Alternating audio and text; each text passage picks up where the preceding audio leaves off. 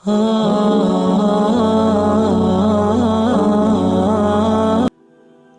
باللہ من الشیطان الرجیم، بسم اللہ الرحمن الرحیم۔ تھک جانا برا نہیں ہے، مایوس ہو جانا برا ہے۔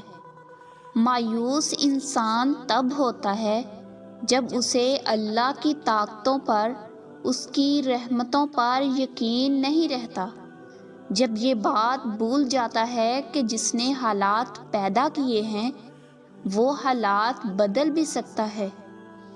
دیکھو، ہر چیز انسان کے بس میں نہیں ہوتی جب تک اللہ نہ چاہے۔ پھر اس سے مایوس کیوں ہونا؟ جس کے حکم کے بغیر پتا بھی نہیں ہل سکتا، جس کے ایک حکم پر کائنات بنا دی گئی۔ اور مایوس تو وہ ہوتے ہیں جن کو امید کا کوئی راستہ نظر نہ آ رہا ہو۔ سچ تو یہ ہے کہ اگر ایک راستہ بند ہو جائے تو پھر اللہ دوسرا راستہ ضرور کھول دیتا ہے، کوئی نہ کوئی دروازہ ضرور کھلا رکھتا ہے۔ یہ نہیں ہو سکتا کہ وہ ایک ہی وقت میں سارے دروازے بند کر دے۔ لیکن انسان کو نظر نہیں آتا کہ اللہ کس کس طرح اپنے بندوں کے لیے وسیلے بناتا ہے۔ اگر تمہاری ساری امیدیں اللہ سے ہیں تو پھر یقین رکھو اللہ تمہاری امید کبھی ٹوٹنے نہیں دے گا۔ اپنے رب سے مانگتے رہو، جس نے بن مانگے جولی خالی نہیں چھوڑی، وہ مانگنے پر خالی ہاتھ کیسے لٹا سکتا ہے؟ دعائیں ضائع نہیں جاتیں، کیا پتہ یہ دعا ہی آخری دعا ہو جس سے منزل ملنی ہو۔ اللہ قرآن میں ارشاد فرماتے ہیں کہ دعا ایسی طاقت ہے جو پہاڑوں کو بھی سرکا سکتی ہے۔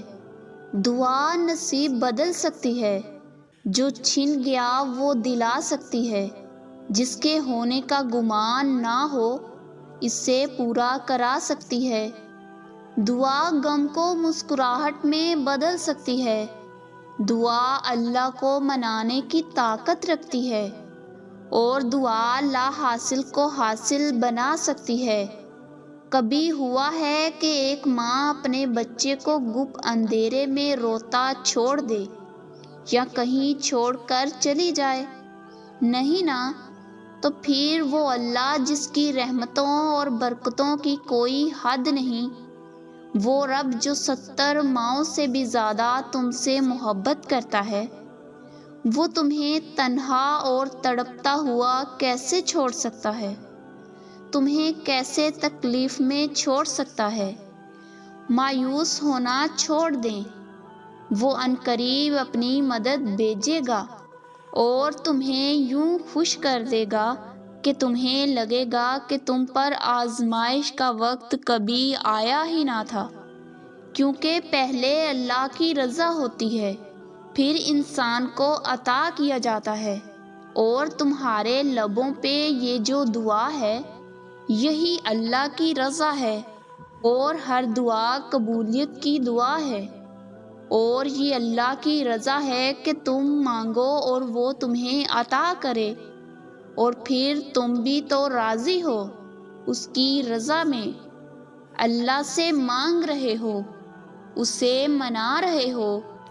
جو تم مانگ رہے ہو وہ رب العالمین ضرور عطا کرے گا، کیونکہ ہو سکتا ہے کہ جس کو تم پریشانی سمجھ رہے ہو وہ کسی اچھے وقت کا آغاز ہو۔ جب حضرت یوسف علیہ السلام کنویں میں گرا دیے گئے تو انہیں معلوم نہیں تھا کہ یہ نئے سفر کا آغاز ہے، پیغمبری کا سفر، بادشاہت کا سفر۔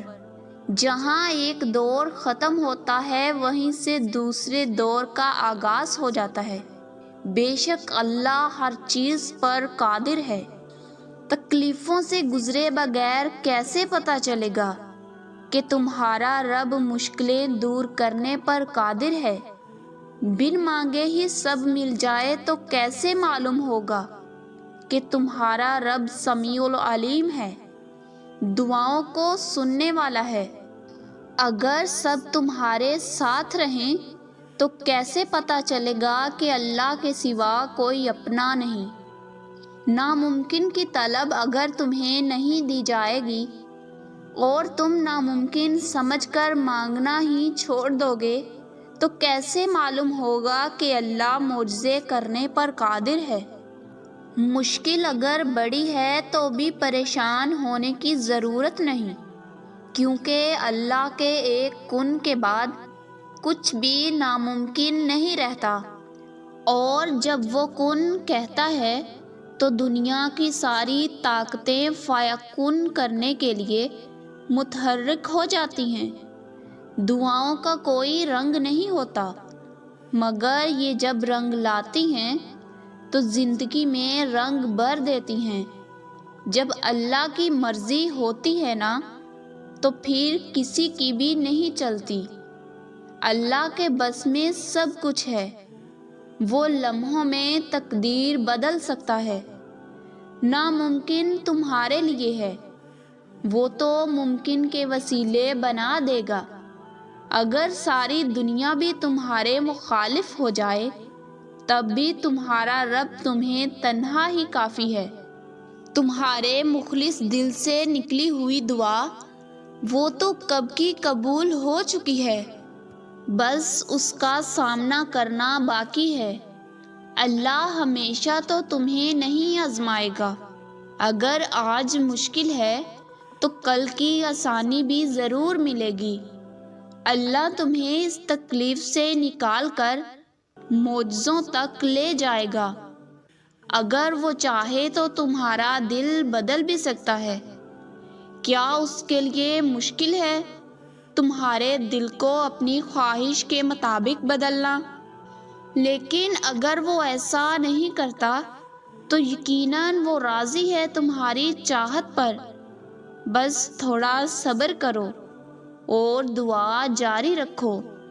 کیا ہوگا، کیسے ہوگا، وہ سوچنا تمہارا کام نہیں۔ تمہارا کام صبر اور دعا کرنا ہے، باقی سب اللہ پر چھوڑ دو، وہ یقیناً بہترین فیصلے کرنے پر قادر ہے۔